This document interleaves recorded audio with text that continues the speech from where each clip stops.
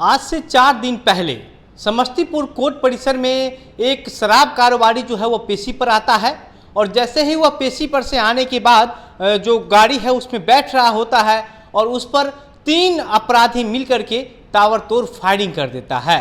Firing करने के बाद पहला जो शूटर होता है उसका जो पिस्टल होता है वह किसी कारण से फंस जाता है। उसके बाद बाकी का जो 2 और शूटर होता है वह उस पर जो है फायरिंग करना शुरू करता है, जिसमें एक गोली जो है वह उस शराब कारोबारी को लग जाती है और उसके बाद पूरे कोर्ट परिसर में अफरा तफरी का माहौल हो जाता है। सरकार के जो प्रशासन का जो तौर तरीका है काम करने का, लॉ एंड ऑर्डर पर सवाल उठना शुरू हो जाता है। लेकिन अब इस मामले का खुलासा हो गया है और समस्तीपुर कोर्ट परिसर में किस वजह से गोलीकांड हुआ और किस का हाथ था इस पूरे मामले में और क्यों हुआ, इस सभी चीज़ों पर से वहां के एसपी विनय तिवारी ने जो है वह पर्दाफाश कर दिया है और सारी चीज़ों को एक एक करके खुल करके बता दिया है। इस पूरे मामले में जो है वह राजद के नेता और पूर्व मुखिया राम बाबू राय का हाथ बताया जा रहा है। राम बाबू राय भी शराब कारोबारी है और जिस पर यह फायरिंग किया गया था उसका नाम प्रभात चौधरी है। प्रभात चौधरी भी शराब कारोबारी है और वह जेल में था। जेल से रह करके जो कल्याणपुर क्षेत्र का जो आप ये कह सकते हैं कि आपराधिक गतिविधियां हैं उसको संभालने की, उसको समझने की कोशिश कर रहा था और उस पर नज़र रखने की कोशिश कर रहा था। लेकिन जो राम बाबू राय है पूर्व मुखिया और वहाँ अभी भी शराब कारोबारी, उसका ये मानना था, उसका ऐसा मन था कि उसके बीच में कोई ना आए, उस पूरे क्षेत्र में जो है वह खुद ही एक राजा की तरह बनकर रहे। जितने भी अपराधी हैं या छोटे मोटे जो लड़के हैं या फिर जो शराब बेचने वाले लोग हैं उन सब पर एक छत्र राज सिर्फ राम बाबू राय का ही रहे और इसीलिए अपने रास्ते से प्रभात चौधरी को हटाने के लिए राम बाबू राय ने झारखंड के 3 शूटर के साथ मिलकर के एक प्लान तो कोशिश करता है और 60 लाख रुपए में डील फाइनल होता है और 60 लाख रुपया पर 3 बदमाश झारखंड से समस्तीपुर पहुंचता है और समस्तीपुर पहुंचने के बाद कोर्ट परिसर में जाता है और जैसे ही प्रभात चौधरी कोर्ट के जज साहब के सामने पेश होने के बाद फिर से वापस जेल जाने के लिए गाड़ी में बैठ रहा होता है, पुलिस के सामने ही उस पर 3 अपराधी जो होता है वह ताबड़तोड़ फायरिंग कर देता है।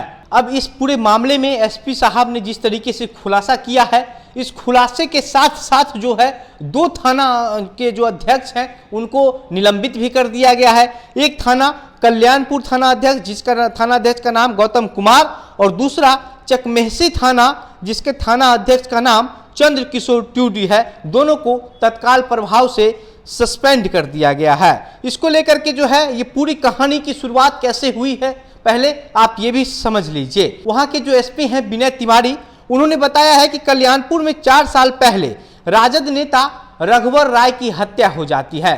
रघुवर राय की हत्या के बाद वह जो पूरा क्षेत्र है वह एक तरीके से खाली पड़ जाता है, पावर गैप होता है और उसके बाद उस पावर गैप को भर्ती करने के लिए वहां के जो क्षेत्र हैं उस पर अपना अधिकार, अपना वर्चस्व जमाने के लिए प्रभात चौधरी अपराध की रास्ते में कूद पड़ता है और उसके बाद वह शराब का जो धंधा है वो करना शुरू कर देता है। लेकिन वहीं दूसरी तरफ जो वहां का पूर्व मुखिया है राम बाबू राय, वह भी जो है वह शराब के कारोबार में कूद पड़ता है। दोनों आमने सामने हो जाता है, कई बार दोनों बड़ा शराब कारोबारी हो जाता है और दोनों जो है शराब का अवैध धंधा करके अकूत पैसा भी कमाता है और इस पैसे के वजह से दोनों ये चाहता है कि उसका जो वर्चस्व है उस क्षेत्र में लगातार बढ़ता चला जाए। और शराब के मामले में एक समय आता है जब प्रभात चौधरी जेल चला जाता है और राम बाबू राय बाहर ही रह जाता है। लेकिन जो प्रभात चौधरी वो जेल जाने के बावजूद भी उसका शराब का जो धंधा है वो यहाँ पर चल रहा होता है,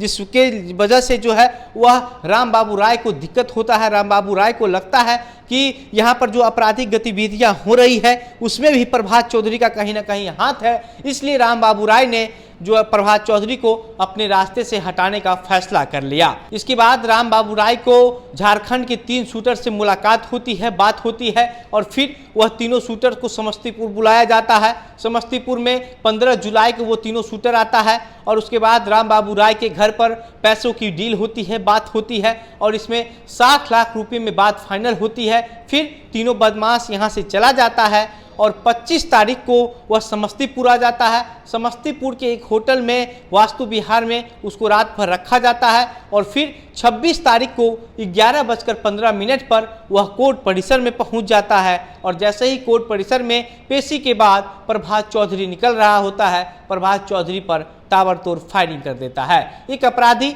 जो फायरिंग करता है उसका पिस्टल किसी वजह से फंस जाता है। उसके बाद बाकी का जो 2 और अपराधी होता है वह उस पर फायरिंग करना शुरू करता है, जिसकी वजह से एक और अपराधी जो प्रभात चौधरी के बगल में खड़ा होता है उसको भी गोली लग जाती है। बाद में वहाँ पर जो प्रशासन लोग, पुलिस जो लोग मौजूद होते हैं वह लोग उसको उठा करके थाने में सदर अस्पताल ले जाते हैं, जहाँ उसकी इलाज होती है और इलाज के बाद फिर प्रभात चौधरी को जेल ले जाया जाता है। लेकिन सबसे बड़ा सवाल यही है कि इतने दिनों से इन सब तरह का काम जो है वह हो रहा है, जब वहाँ के जो एसपी हैं विनय तिवारी, उनको पता है कि प्रभात चौधरी हो या फिर राम बाबू राय, दोनों अवैध शराब का धंधा करके अकूट पैसा कमाया है, तो फिर विनय तिवारी उस पर कार्रवाई क्यों नहीं कर पा रहे हैं? क्योंकि बिहार में शराबबंदी है और अगर शराबबंदी की वजह से कोई धन का कुबेर जमा कर लिया है, धन का कुबेर रख लिया है, तो उस पर कार्रवाई क्यों नहीं हो पा रही है? क्या सरकार के पास ऐसा कोई तरीका नहीं है, ऐसा कोई कानून और नियम नहीं है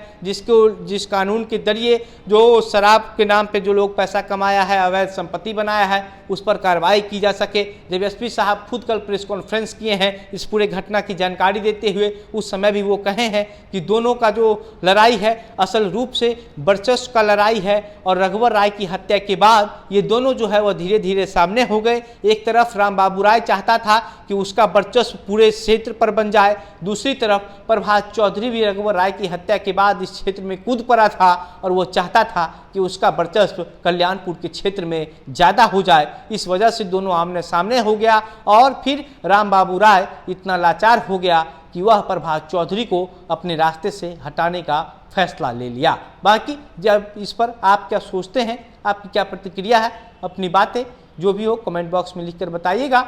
वीडियो को शेयर कीजिए। मेरा नाम घनश्याम सिंह है। आप द बिहार प्रोजेक्ट देख रहे थे। बहुत बहुत धन्यवाद।